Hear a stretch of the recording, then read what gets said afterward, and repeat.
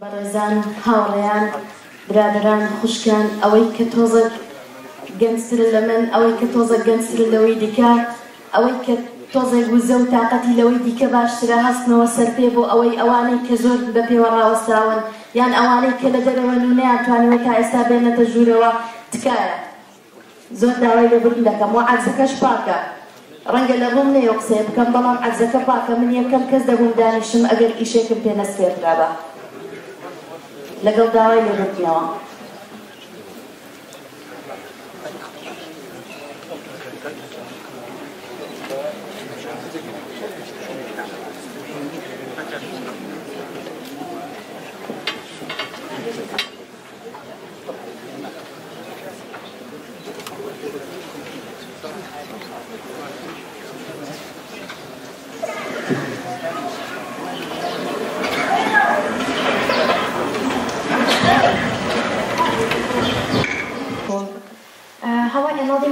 Populära forkämparna för kurdernas rättigheter har brukt mer än 50 år till tjänste för den kurdiska kurdare och spelat en stor aktiv roll för dem. برزان استاش دقيق رأى وسين همومان بوجياني باكي كاغن وشيروان مصطفى أمين. أيها السادة الآن نقف جميعا دقيقة واحدة.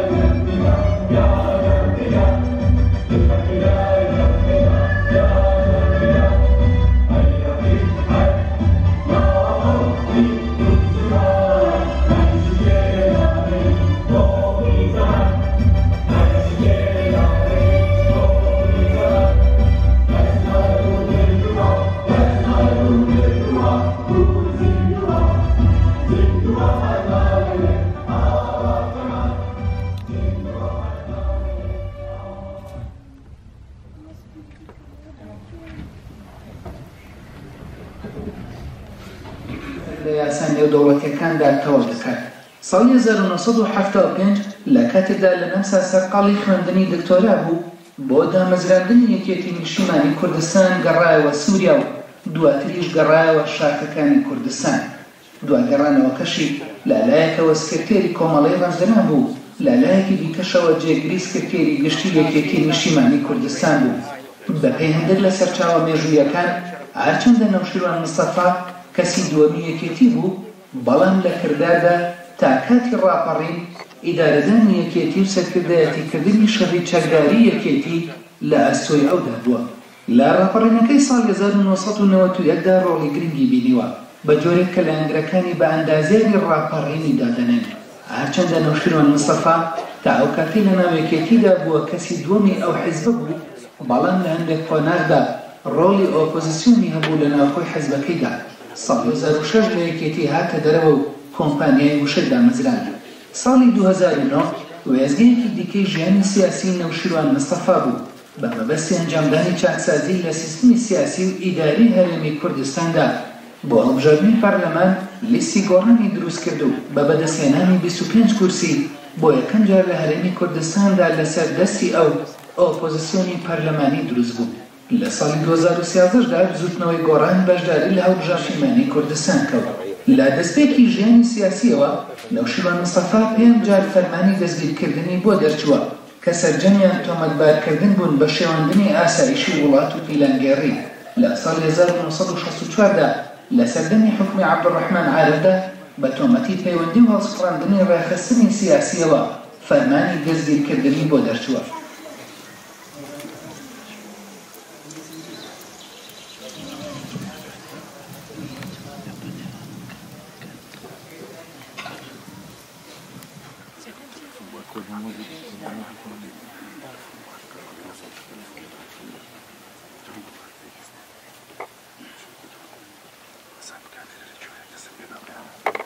ئێستاش ڤیدیۆیەکی دۆکمەنتاریمان هەیە لەسەر بەڕێز کاک نەوشیروان مستەفا ئەمین کە کاک ئاوی و کاک عەلی دروستیان کردووە.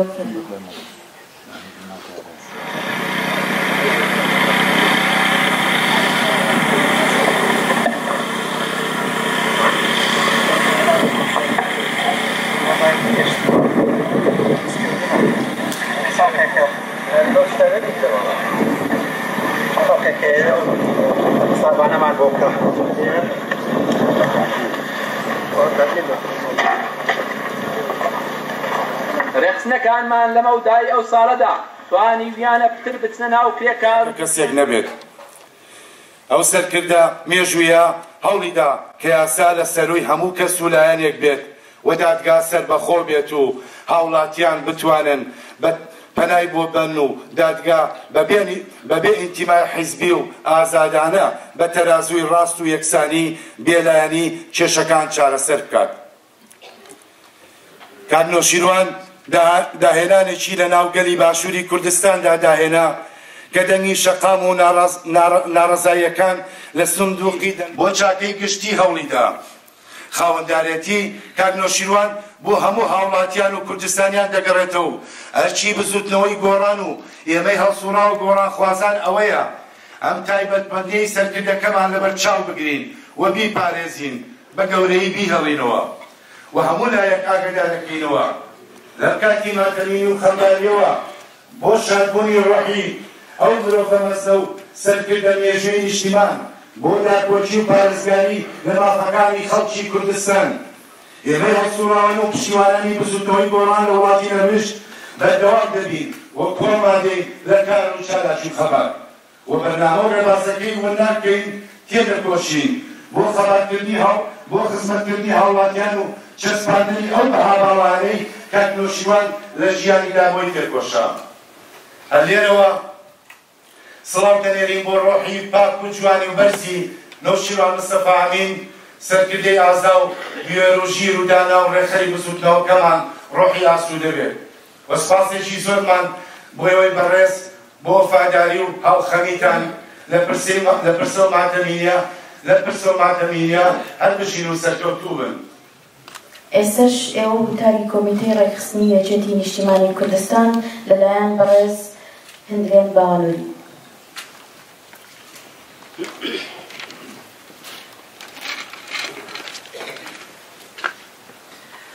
بەشداربووانی ئەم کۆستەی نەتەوەکەمان دڵسۆزان و خەبات گێڕانی ڕەوەندی بە ئاگای کورد لە وڵاتی نەرویج. میوانە بەڕێزەکان، نوێنەرانی حیزب و ڕێکخرا و لایەنە سیاسیەکان، بەخێر بێن سەر چاومان و سوپاسی بەشداریتان دەکەین بەم گەرم و گوڕێی ئێوە و بەشداریکردنە ئەم خەمە قورسەی لەگەڵماندا بەشکردنی ئەم خەمە قورسە لەگەڵماندا هەستکردنە بە بەرپرسیارەتیتان بەرامبەر ئەم سەرکردە گەورەی میلەتەکەمان کە 56 ساڵ تەمەنی بۆ خۆشگوزەرانی خەڵکی ستەمدیدەی هەژاری کوردستان بەسەر برد. هەمومان لەم ڕۆژەدا چاو بە فرمێسک و لێوان لێو لە خەمی ئەم کۆچە لە ناکاوە و لە قوڵی هەناسەمانەوە ناسۆر بۆم ئازارە بە سوێ دەڕێژین. بۆ ئەو سەرکردە سادەیەی کە بە گەورەی ژیا و بە گەورەی ڕۆحی بەرزی سپارد. بەشدار بوانی ئەم پرسە ئێمە وەک یەکێتی نیشتمانی کوردستان خۆمان بە خەمبار و کۆستکەوتەی ئەم کۆچە دەزانین، چونکە لە هەمووان زیاتر کاکنەوشیروان بەی خۆمان دەزانین و کاکنەوە ئەندامی دەستەی دامەزرێنەری یەکێتی نیشتمانی کوردستان بوو. جێگری بەڕێز هەواڵ مامجەلال و سکرتێری گشتی یەکێتی نیشتمانی کوردستان بوو. هاو خەبات و هاو سەنگەری 40 ساڵەی ڕۆژە سەختەکانی هەواڵ مامجەلال بوو. پێکەوە هەڵگیرچێنەری شۆڕشی نوێی گەلەکەمان بوون و دەبێت گەورە مێژونووسان خەبات و شەوە زەنگەکانی شاخی ئەو دوو جوامێرە بنووسنەوە. اینجا دەزانرێت کە چۆن چۆکدادانیان کردە مەحاڵ و لە شەوە زەنگی تاریکی و بێهیواییدا دروشمی کەم ژیان و کەڵژیانیان هەڵبژارد. کاک نەوشیروان سکرتێری کۆمەڵەی ڕەنجەرانی کوردستان بوو کە پایە بەهێزەکەی ناو یەکێتی نیشتمانی کوردستان بوو. ئەمان بوون کە شێوازی پێشمەرگایەتیان گۆڕی و کردیانە نەرید کە دەبێت فەرماندە و سەرکردە لە ڕیزی پێشەوە شەهید بێت و هەموو پێشمەرگەیان ئەوەندە خۆشەویست و پیرۆز کرد فێریان کردن کە لە هێرش بۆ سەر دوژمن هەڵۆ و پڵنگە ئاسا و لە بەرگریشدا وەکو قەندیل و سەفین بن. بەم شێوەیە ئارامی خەویان بۆ زلهێزترین دوژمنی ناوچەکە نەهێشت بوو. ئێمە ئەمڕۆ ناتوانین ئاماژە بدەینە خەباتە پڕبەرهەمەکەی کاک نەوشیروان، چونکە نازانین لەکوێوە دەست پێ بکەین. کاکنەوە ئەندازیاری ڕاپەڕین و سەرپەرشتیاری مەفرەزە پارتیزانەکان بوو کە بەرهەمەکەی هەرێمی کوردستانە. ئەمڕۆ بووەتە چرایەکی گەشت بۆ بەشەکانی تریشمان. کاکنەوە پارێزەری بەتوانا و داکۆکیکارە سەرسەختەکەمان بوو لە جێگیرکردنی هەموو مافەکانی گەلی کوردە نووسینەوەی دەستوری عێراق و هاوسەنگکردنی داهات و هەموو دەسەڵاتەکانی عێراق بە هاوبەشی و چەندین ساڵ خەبات بۆ دادوەری و کۆمەڵایەتی و دادپەروەری و شەفافیەت دەکات لەو هەرێمە کە زیاترین خەباتی بۆ کردووە. و داواکارین لە هەواڵانمان لە بزوتنەوەی گۆڕان کە کاک نەوشیروان تەنها هی یەکێتی و گۆڕان نییە. گریان و ئاپۆڕای کۆمەڵانی خەڵکی کوردستان گەواهی ئەو ڕاستیە دەدەن کە کاک نەوشیروان سەرکردەی نەتەوەیی کوردستان بوو. کاک نەوشیروان جگە لە کاری سیاسی و پێشمەرگایەتی نووسەرێکی بلیمەت و قەڵەمێکی بەبرشت و مێژونووسێکی زانا و پرسەلیقە بوو. دەبێت کتێبەکانی لە هەر چوار بەشەکەی کوردستان بخوێنرێت بۆ ئەوەی نەوەی دواڕۆژ فێر ببن، گوڵ بچێنن و پەنجەکانی یەکتر نەشکێنن. هەروەکو چۆن کۆڕەوەکە کۆکەرەوەی کورد بوو، ئاواش مەرگی ناکاو و ناخەژێنی کاک نەوشیروان کوردی کۆ کردەوە و هیوادارین هەڵگرانی ڕێبازەکەی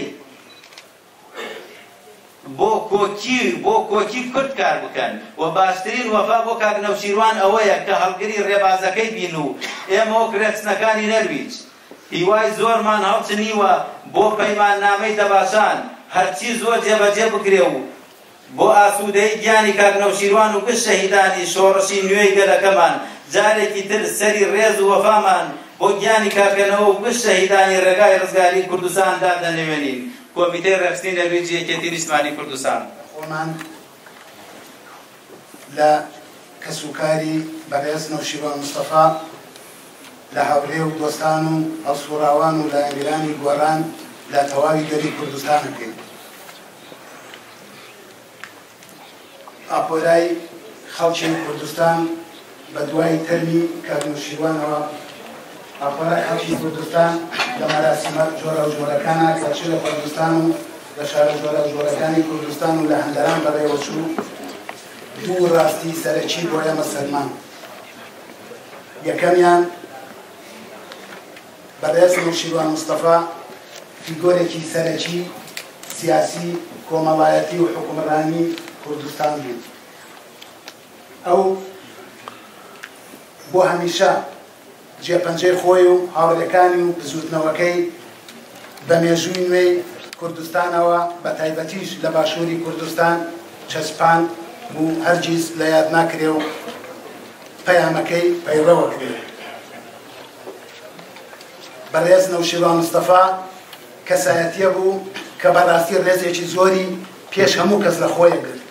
ئەو وەکو کەسی دووەمی هێزێکی هەرە سەرەکی لە کوردستان لە باشووری کوردستان لە پێناو پرەنسیپ و پەیڕەوی خۆیان دەستبەرداری هەموو بەرژەوەندیە شەخسیەکانی بوو، دەستبەرداری هەموو دەستکەوت و امتیاز و دەسەڵاتێک بوو کە لەو قۆناغەی باشووری کوردستانە بۆ کەسایەتیەکی وەکو ئەو زۆر شت بەدەستدەهات. ئەوە ڕێزگرتنێکی گرنگە مرۆڤ لە خۆی بگرێ، دەستبەرداری بەهاو پرەنسیپەکانی خۆی نەبێ لە پێناو بەرژەوەندیە گشتیەکانی خەڵک، لە پێناو داوەڕەوەکانی گەلێکە کە ئەو ساڵانێکی زۆر خەبات و تێکۆشانی بۆ کرد.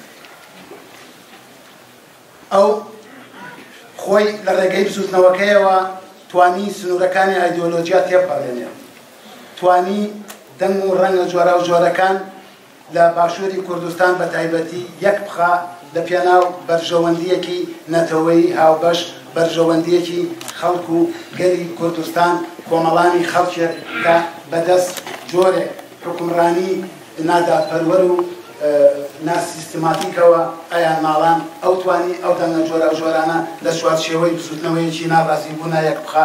ئەمە بۆ خۆی تێپەڕاندنی سنوورێکە کە تا ئەو کاتەش باشووری کوردستان بەدەستیەوە ئەناڵان. ئەو نەهەر ئەوە دەرگا و دەرفەتی بۆ خەڵکانێک کردەوە ئەوانەی لە باشووری کوردستان بە جۆرە لە جۆرەکان پەراوێز خرابوون. ئەو دەنگانەی کە دەنگێکی دیار نەبوون لەوێ باو بوو سیاست حکومڕانی دەسەڵات تەنیا بەدەست ئەوانەوە بێ کە هێزیان بەدەستەوەیە، کە چەکیان بەدەستەوەیە، کە ڕابردوویەکی بنەماڵەیی و ڕابردوویەکی عەشیرەتی و ڕابردوویەکی لەم بابەتانیان هەیە. ئەو بە جۆرێک کۆمەڵە کەسانێکی هێنایە سەر شانۆی سیاسی کە پێشتر ڕەنگە ئێمە ناویانمان نەبیست بێ، کە ئێمە نەمان ناسی بن، بەڵام ئەو ڕۆڵ و دەرفەتی پێدان و هێنانیە ناو مەیدانی سیاسی و بەڕێوەبەرایەتیەوە کە لە دوجاریشا دەرکە و توانایەک و سەلیقەیەکی کۆمەڵایەتی خەڵکی کوردستان هەیە بتوانێت. هەروەها سەرخۆشی لە هەموو دڵسۆزانی ئەم بزوتنەوەیە و لە هەموو لایەنگران و دۆستان و خۆشەویستان ئەم سەرکە مەزنەی گەلەکەمان. تاریش هەرمان بوانەوە شینێک بۆ سەرکردەی خاکێکەمان خێشکەش دەکەم.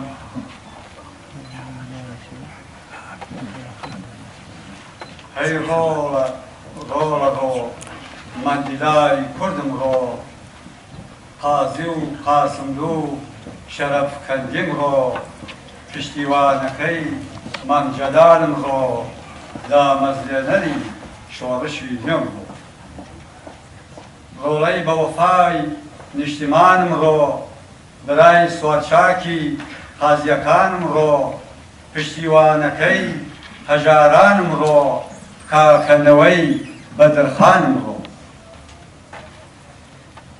ڕۆڵەی مەڵبەندی ئەردەڵانم ڕۆ، خەمخۆری ئەنفال و نوگرە سەلمانم ڕۆ، خاوەن پرۆژەی گشت قانونم ڕۆ، ڕۆڵەی مەڵبەندی شەخ مەحموودم ڕۆ، دژی تاکڕەوی و نائەدالەتیم ڕۆ، مافواز و یەکسانی گشت گەلانم ڕۆ، خاوەن گشت یاسا و لەسای چاکم ڕۆ، پێشمەرگەی سەرکردەی نیشتیمانم ڕۆ، پشتیوانەکەی بۆ جەلانم ڕۆ، پەیدەسووفەکەی هەر چوار پارچەم ڕۆ، برای پێشمەرگەی قەدەمخێرم ڕۆ، سەرکردەی نوێخوازی گشت گۆڕانم ڕۆ، ئاوخەم و خەمخۆری گشت ڕۆژ ئاوام ڕۆ، سەرکردەی شاخ و مامەڕیشەم ڕۆ، خەمخۆری ڕاستی یەزیدیانم ڕۆ، جگەر سوتاوی باکوورەکەم ڕۆ، ڕۆڵەی بە وەفای شێخ سەعیدم ڕۆ، ئەندازیاری پرۆژەی ڕاپەڕینم ڕۆ، ڕاندی سەرکردەی کوردستان ڕۆ، ڕاندی سەرکردەی کوردستان ڕۆ.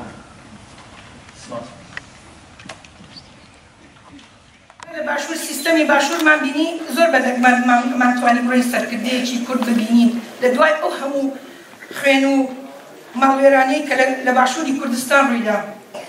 ڕۆژێکیان بە سوودفە لە باشوور بووم داوام کرد لە برادێکی گۆڕانخواست کە بم بە کاکنەوشیروان ببینم هەر زۆر بە سادەیی تەلەفۆنێکی کرد و وتی کاکنەوشیروان ئامادەیە ڕاستی کە چوومە ژوور ئەو کاکنەوشیروان مستەفام بینی کەسێک هەتا بڵێ سادە کەسێک هەتا بڵێ دڵسۆزی گەل و نیشتمانەکەی بەڵام ئەو خابن حەزمە کرد کە ئاواتەکانی بێتە دی لە باشووری کوردستان کۆمەلگایەکی دیموکراسی دروست وایە کە هەموو تاکێکی کۆمەلگا بیتوانێت داپۆکی لە مافەکانی خۆی بکایە مافی سادەترین مافی خۆی بەدەست بێنێت. بەخێراتیتان دەکەم بەڕێزان زۆر شکوترا لەسەر بەڕێز کاکنەوشیروان مستەفا هەم لە ڕابردوودا و هەم لەم چەند ڕۆژەی کە تێپەڕی لەسەر ژیان و لەدایکبوون و نووسینەکانی و خەبات و تێکۆشانی من دەمەوێتەنا بە وتە نرخەی بەڕێز عومەر شێخ مووس دەست پێ بکەم کە ئێمە بۆیە نەهاتووی لێرە نەوشیروان مستەفا بنێژین بەڵکو هاتووی لە ناو دڵی خۆماندا هەمیشە بەزی دووی دیهەڵینەوە. شاعیری گەورەی کورد هێمن بۆ مەرجی قازی دەڵێ ژینی کورتم دی پڕا و پڕ بوو لە شانازی و شەرەف عمری درێژم دی کۆتایی هات بەڕی سواییم نەدەم. بەڕێزان ژیانی نەوشیروان مستەفا لە هەموو لایەنەکانیەوە بە شانازی کۆتایی پێهات و لە داهاتوشدا چەندین بەناو سەرکردە دەبینی کە عمری درێژیان دەبێ و بەڕی سواییم نەدەم دەست نەمێشووەوە. نەوشیروان مستەفا سەرکردەیەک و ڕابەرێکی گەورەی کوردستانی گەورە بوو هی ڕۆژهەڵاتی ناوەڕاست بوو هی جیهانیش بوو لەوانەیە زۆر کەس بڵێ ئەمە زیادەڕۆییە نەخێر بەڕێزان نەوشیروان مستەفا سەرکردەی و ڕابەری کوردستانی گەورە بوو لەبەرەوەی هەموو ژیانی خۆی تەرخان کرد بۆ خەبات و تێکۆشان لە پێناوی سەرفرازی گەلەکەی لە هەموو پارچەکاندا بە پێشمەرگایەتی بە مێژوونووسین بە جوغرافی ناس بە کۆمەڵناسی و لە کۆتاییشدا بۆ دەستبردن بۆ شکاندنی بتەکان بە دروستکردنەوەی بزنەوەی گۆڕان و دەستدرێژیکردن بۆ گەندەڵی بۆ یەکەم جار لە تاریخی گەلەکەماندا. بۆیە ڕابەری کوردستانی گەورەیە یەکێکە لە ڕابەرەکانی کوردستانی گەورە یەکێکە لە ڕابەرەکانی ڕۆژهەڵاتی ناوەڕاست لەبەرەوەی بڕای بە پێکەوە ژیانی هەموو نەتەوەکان هەبوو لە کورد لە عەرەب لە فارس لە تورک. بەڵام ئەوەی کە زۆر تاکیدی لەسەر دەکردەوە ئەوەیە کە گەلەکان هیچیان لە هیچیان گەورەتر نین. گەلی کورد هەرچەند لە ژێردەستەیە بەڵام بە هیچ شێوەیەک نابێت خۆی بچووکتر بزانێت لە گەلی کورد و فارس و عەرەب و تورک. ئێمە هەمومان پێکەوە بە ئاشتی و دیموکراتی دەبێت لە ناوچەکە بژین.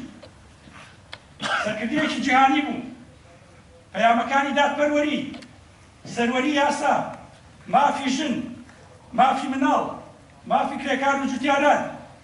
بەڕێزان ئەمانە پەیامی جیهانین پەیامی ناوچەیی نین.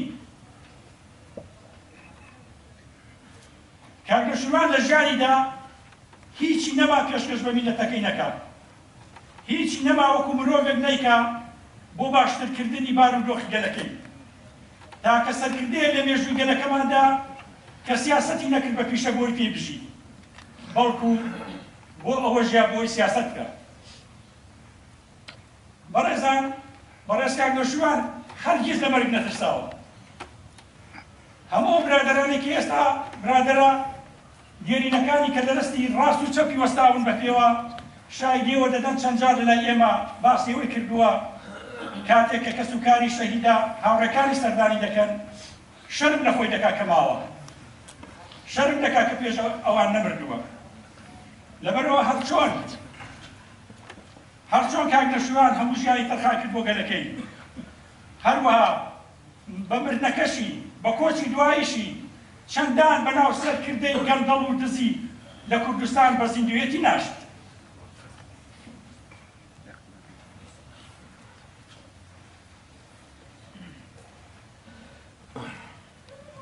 بۆیە بە ئەندام و لایەنگران و دۆستانی یەکێتی نیشتیمانی کوردستان دەڵێم ئێوە پێویستە سەربەرز بن شانازی بکەن کە لە سەردەمێک ژیان نەوشیروان مستەفای تێدا بوو کە لە ناو ڕێکخراوێکدا ئیشتان کردووە نەوشیروان مستەفای یەکێکە لە ناوەزرێنەکانی.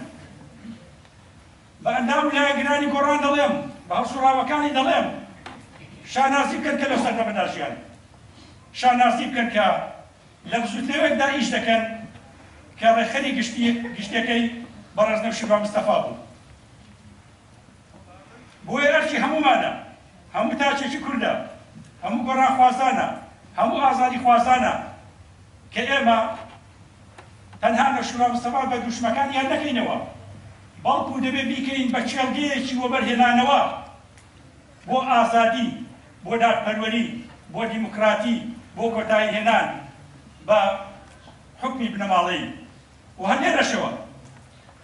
لێرەشەوە بە هەموو ئەو سەرکردە کوردە باڵایانە، هەموو ئەو سەرکردە دز و گەندەڵان دەڵێن کە دوای کۆچی دوای نەوشیروان مستەفا گۆڕانی گەورە دەست پێ دەکات. Hans lojalitet lå ikke til en person eller til et parti. Hans lojalitet lå alltid til Kurdistan og kurdere. Det er det vi vil huske han som. Og selv om han hadde muligheten mange ganger for å berike seg selv, for å ta, men han valgte ikke det. Istedenfor valgte han å leve et simpelt liv, simple klær, fordi det viktigste for han, det var ideene, det var ideologien, ikke det materielle, ikke biler osv. Så selv om han ikke er med oss lenger, selv om en kriger, en demokrat, en reformist ikke er med oss lenger, så vil hans ideer fortsette å leve.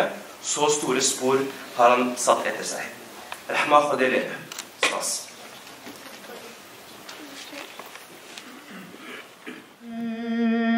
بمنالي هب بيرم دي بمنالي باسي سنكر ديق كرايا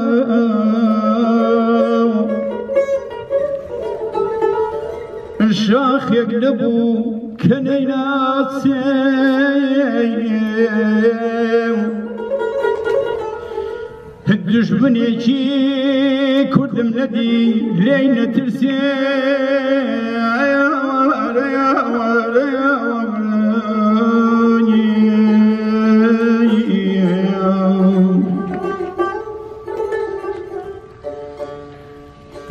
جياني خوي جياني خوي بازودي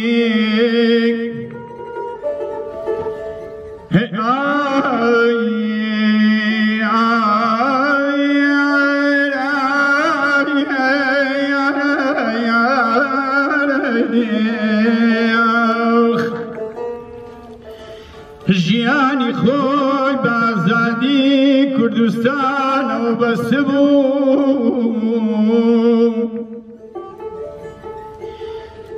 حتى دعا صوتي تمنيم حتى دعا صوتي تمنيم بقش دشمناتو أغواي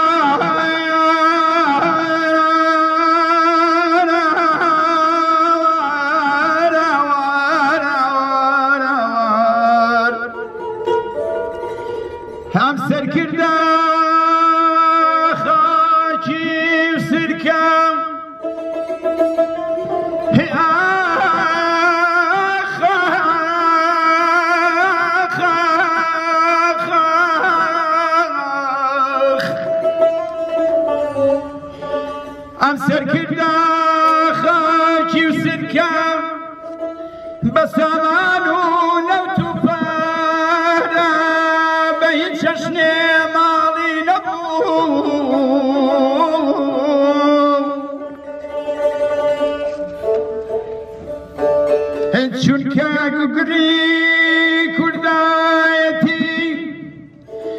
چونك قري كردايتي لنا خداك البيس النبور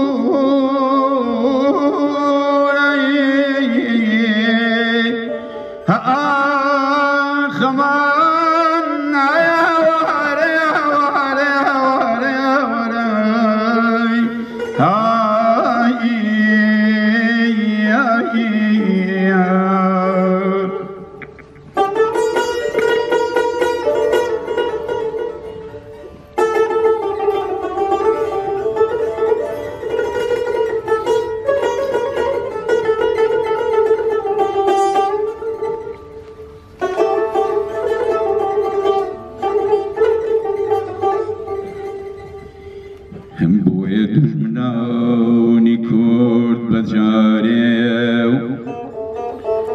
دجمناني كورد بجاري ويسريا ليسر مابو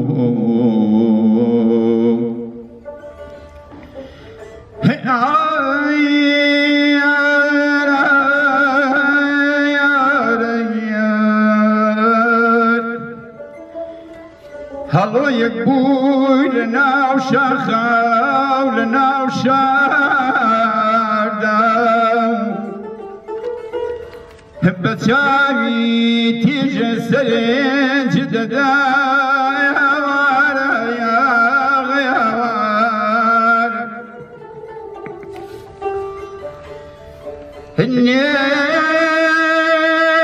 شيرين اجتماع فروش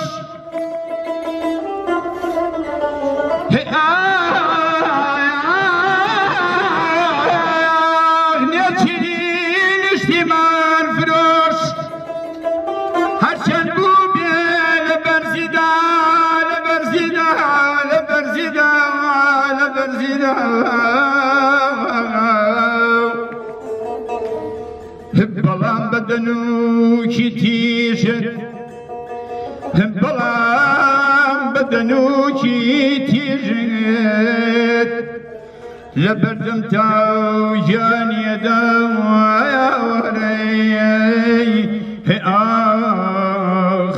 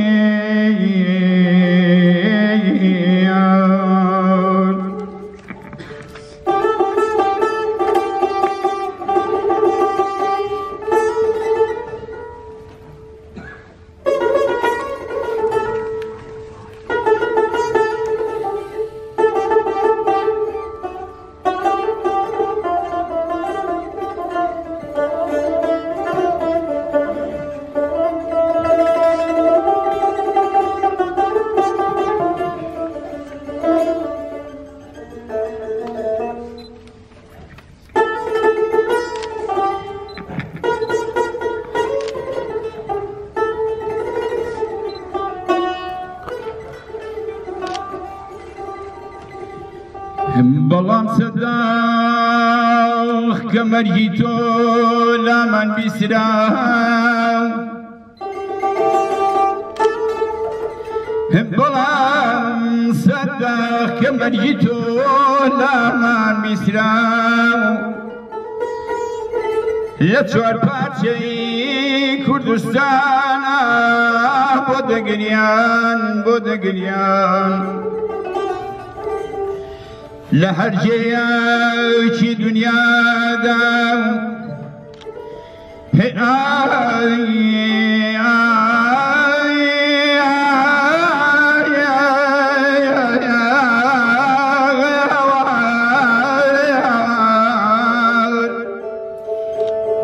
لهر شنيكي دنيا داو كرديك بو بيت بودگريان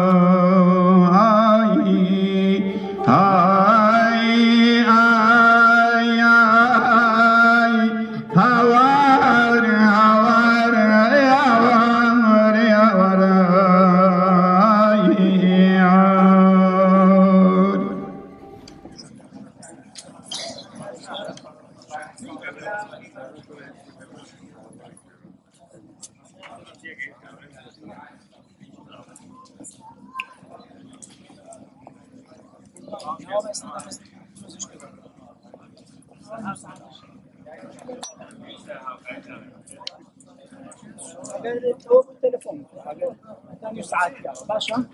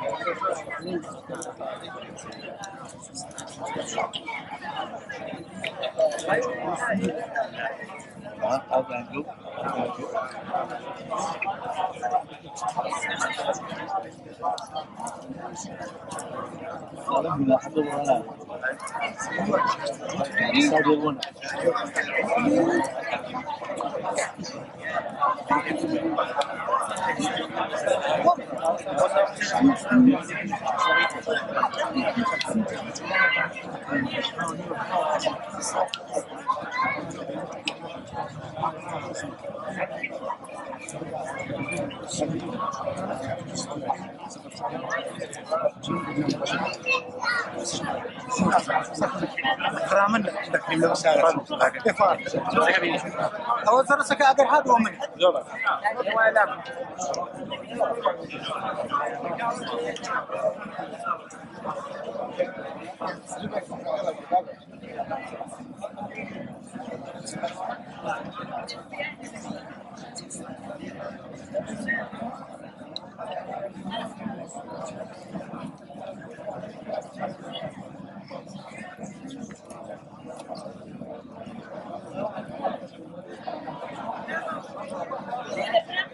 صديقي هم دين